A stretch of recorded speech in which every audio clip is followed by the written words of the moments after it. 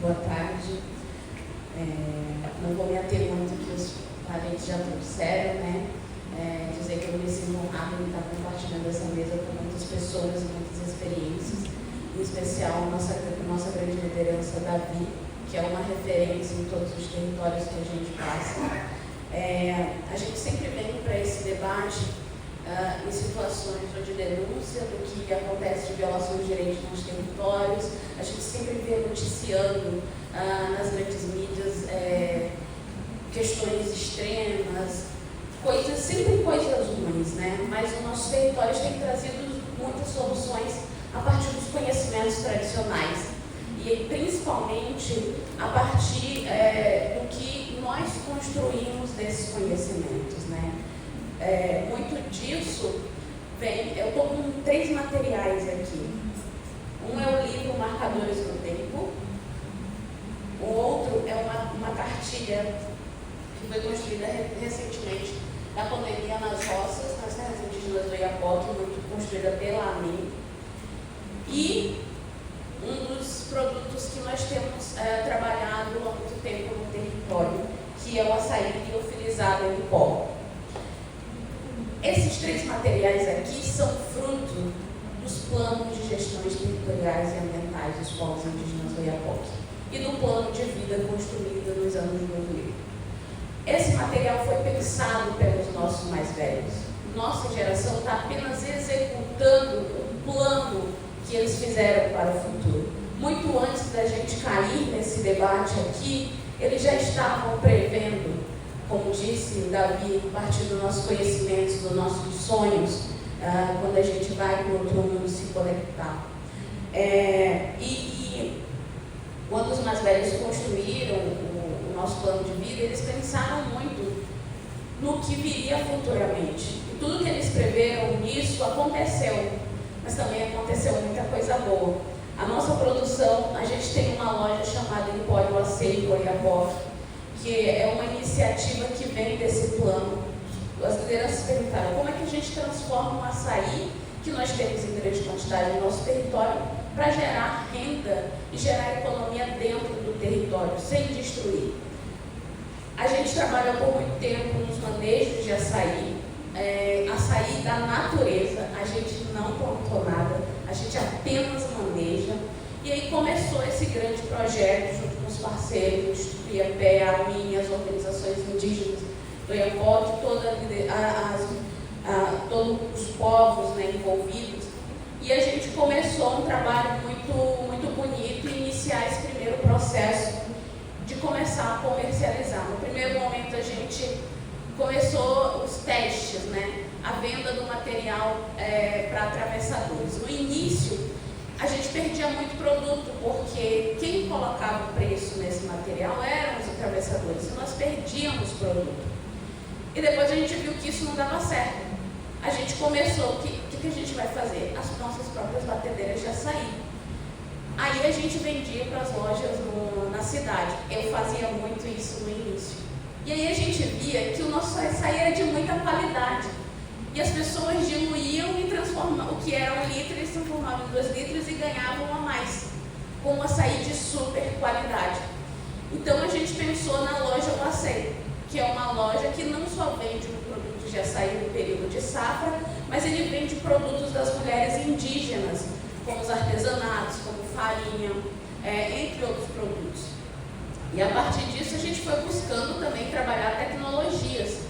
E aí surgiu a tecnologia do açaí liofilizado, que é um processamento de transformar ele em pó a partir do congelamento. Então ele desidrata a partir do congelamento e transformamos ele em pó, onde ele pode ser comercializado para outros lugares, pode ser consumido tanto como a bebida mesmo do açaí, mas também com variação de outros produtos. E esse é o nosso carro-chefe, que gera economia dentro do território, mas também agora nós estamos partindo para pesquisas de produções de outros produtos a partir do açaí. E tudo isso nesse pensamento também de proteger o território. Nós geramos renda para muitas famílias no território. Isso é um grande exemplo de que nós temos as iniciativas a partir do nosso conhecimento tradicional, mas nós podemos transformar e economia. Então, o açaí liofilizado é o nosso queridinho do Oiapoque, tanto quanto os produtos que nós produzimos na nossa loja, né, de alta qualidade. Os impactos climáticos, eles são gigantescos. E um deles, nos territórios de Oiapoque, é o que a gente chama da pandemia das roças. Lá em 2020, iniciou algumas observações das mudanças do tempo, a partir muito das nossas observações tradicionais, e a gente começou a viver uma crise onde a praga da vassoura de bruxa, que a priori só dava no cacau, ela passou a atacar a nossa grande variedade de mandioca que nós tínhamos. E isso começou a afetar a gente de uma maneira extrema, devastou, a gente começou a não produzir mais farinha, onde a gente vendia, a gente sempre vendeu o produto da farinha, tanto na Guiana Francesa, que é a fronteira, tanto no Brasil, e começou esse processo muito longo. E como a gente descobriria uma solução para isso? Nós partimos para várias oficinas com as mulheres, as mães que trabalham na roça, e elas começaram a mapear mais de 200 espécies de mandioca, e a partir das observações também junto com os agentes ambientais indígenas, que é uma formação a partir do fruto também dos nossos planos de vida, e nós observamos que 2 espécies sobrevivem.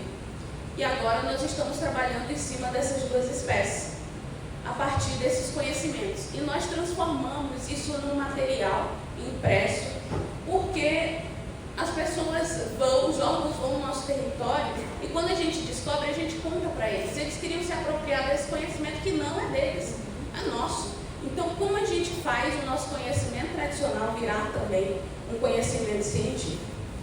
E o nosso livro de Marcadores do Tempo são pesquisas indígenas, que a partir das percepções sobre essas mudanças, a gente transformou. Como a gente consegue entender esse processo a partir do nosso conhecimento tradicional e coloca ele no material mais científico, para vocês é mais fácil de entender. A gente tem a nossa metodologia, né? E isso se transformou nesse Marcadores do Tempo. Por exemplo, uma coisa que eu sempre conto quando eu vou, o que marca para nós a chegada do verão? O que nós chamamos de um besourinho chamado Mãe do Sol, uma soleil. Ele tem uma asa bem brilhante, ele faz uns barulhinhos.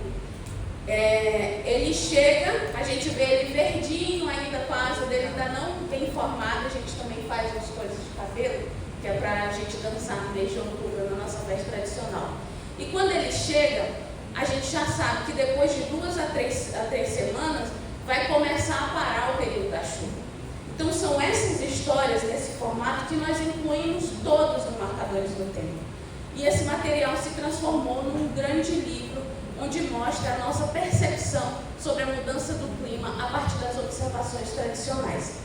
Bem, para não me estender tanto, que o nosso tempo é curto, esses 2 materiais aqui vocês encontram no site do Instituto IEPE, todos estão lá. E também a gente tem o Instagram da loja onde a gente vende os nossos produtos, que é @açaí, que vocês podem encontrar mais informações desses materiais.